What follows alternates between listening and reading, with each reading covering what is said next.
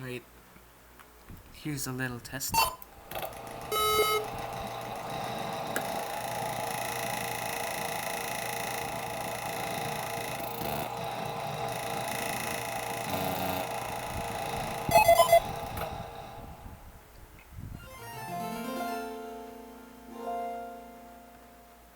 Hey, it. I still need to fix a few things, like the font and stuff. Also, this is the wrong title. You can see it's a different game entirely. If I just, if I could show up the world right now.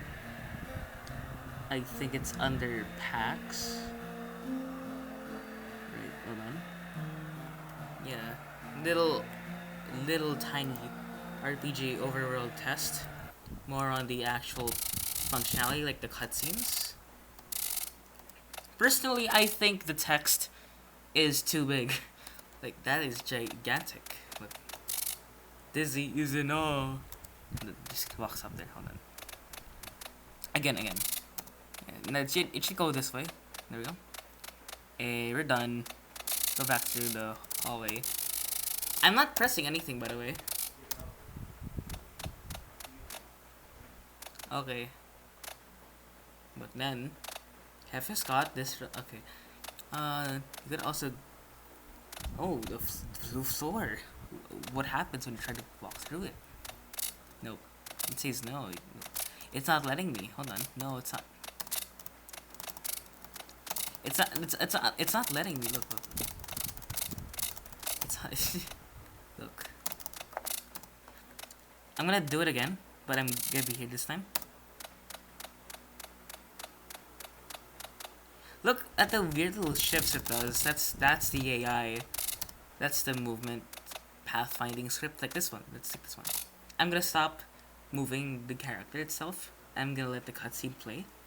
Half-Life. Oh my god. And then wanna go on a tour to this pointless hallway. And then you go anyways, got no choice. Cause there's no options yet anyways. So like you just ooh, lights. I brightened up the place for you. Anyways, let's go this way. And then boom. Oops, looks like the lights went out. You're on your own. And then this shit is over.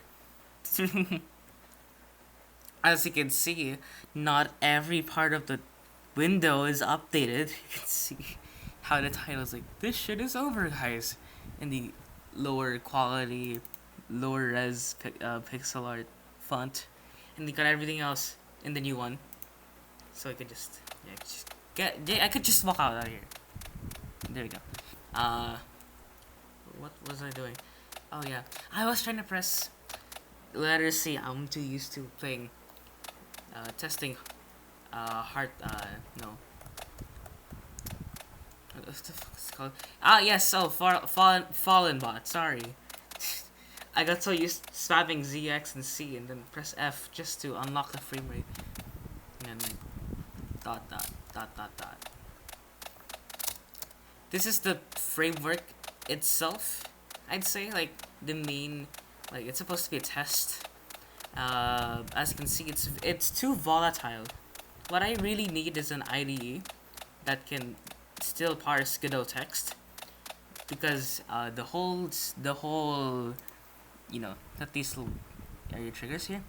These ones are like ones where you go back and forth. Like, so let me remove the. There you go. So this one is the little thing that triggers the. Yeah, it triggers this little thing. It's a script. It's like a mini script. Wow. Except you have to like type in the thing yourself, or you have to open an editor like Visual Studio Code. Like, this is the intro. You can see that there's no formatting, no autocomplete, no anything. So I need an IDE, or I need. Okay, yeah, I need an IDE that could either be a pre-built one, or I have to make it on my own, which is kind of hard. And like, I don't know if you could like, make an IDE in Godot. Technically they do with the scripts menu, but then again, this is in-world. It's like an in-world script. Godot technically has those like scripts tied to the scene itself, but yuck, I don't want that. Good. Blue floor. This blue floor, what does it do?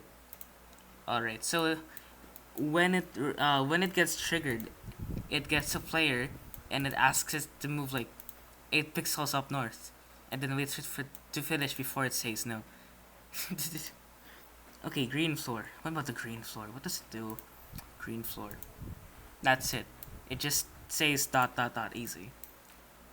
What about the orange floor? Now the orange floor is the more sophisticated one because the majority of the action is not. It's not this. This is just to initialize it. The actual cutscene is right here. If I just where am I? Where am I? The actual cutscene itself. Can I stop sliding? Slide it back. So you have a cutscene node. Where you got? Oh, you have tour test, right? And then there's world events, right? You have world event 1, world event 2, world event 3. So I could open Visual Studio Code right now. See that we have. Let me show you the files. We have in our little packs, we have event handlers, right? We have world 1. So world 1 contains lots of these things. You have tour test dialogue 1, tour test dialogue 2, tour test dialogue 3, and then more and stuff. It basically allows you to, what's it called? You could edit this in code and like, oh, you could just have the trigger boxes, run them directly, or maybe run some code first, or maybe play a cutscene, or who knows. And you have these are actually old code, like first partium, and then this is like these are old functions, but I decided to keep them because why not? Even this one, this is actually like a test. We have internal flags in the world. I think I'll also have to work on another cool thing called persistence keys, or persistence flags, maybe I'll call them, which could allow you to like, oh yeah, blah, blah. Like, oh, when ready, set dialogue to my logo, and then tour test 1, and asks, you wanna go on this tour? And then waits for the player to respond, and then asks again, and then asks another line of text, waits for the player to respond, and then asks it to move. And then it continues on, I think, yeah. And then we reach to this point again, and then here again. And the other cool behavior, they're actually in the animation thing itself. We got this thing, doohickey, got trigger world event. Like, you could call functions in the script. So let's say these won't work in the editor, if that's what you're wondering. But like, if it did, yeah, you can see if it plays normally, that's what it should do, right? So you have play it, and then boom, black, and then haha. So that's what else do we have? Godot floor. Who is he? Who's Godot and why is he a floor? Oh, that's because they're the game engine that I am using, called Godot. It says, hi, thanks for checking in, and you even have a little image specification, which is the default image when you open the project. We also have, what the hell is TF1 and 2? Oh, yeah, okay, yeah, these two. They just go back and forth. If you go here, the player will go back and forth. Let me open up that thing again. I'll skip the intro for this one, unless I'm slower than it. So let's see. Change here.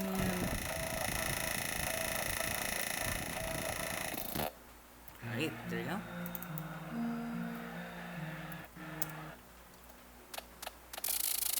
Let's do the holy test. Oh yeah, yeah, you can see, you don't see anything here. we see something here. Let me turn on the shadows again. When the light is running low. Okay, so there should be something here. If I walk through it, it's gonna go back and forth. Okay, hold on. Hey, look at this. Would you look at that? Okay, let me reload the scene. Right, so back here. This, let's go back to the first trigger, which is this one. Test hallway. So if you run to test hallway, you're gonna run to dialogue, blah blah blah, continue to the left, and then boom, enjoy. What if we go back? It just pushes you back to the left. But how are we able to do this? We have this thing walk through them. And then you remember earlier that, you know, we had to, like, we just continuously go back and forth. Like so. I have to reload the scene again. How did we do that? Let's see. I'll save this for real. So, test hallway. We have this cool thing. So there's this cool little thing in player, in world/player, where it has a flag that determines if the player is being controlled by the AI or if it's really controlled by the player itself, like player input, like controllers or keyboards or even touchscreens, if I even find the time for it. If it's being overridden, it just returns nothing, and this whole code won't run. But otherwise, it's gonna run this entire code. Easy. That's simple, right? It's like gdscript built in to your world. That's amazing, but very, very volatile. This also means I have to make a lot of APIs and stuff, and all the more boring, lame crap I have to figure out. Bye bye.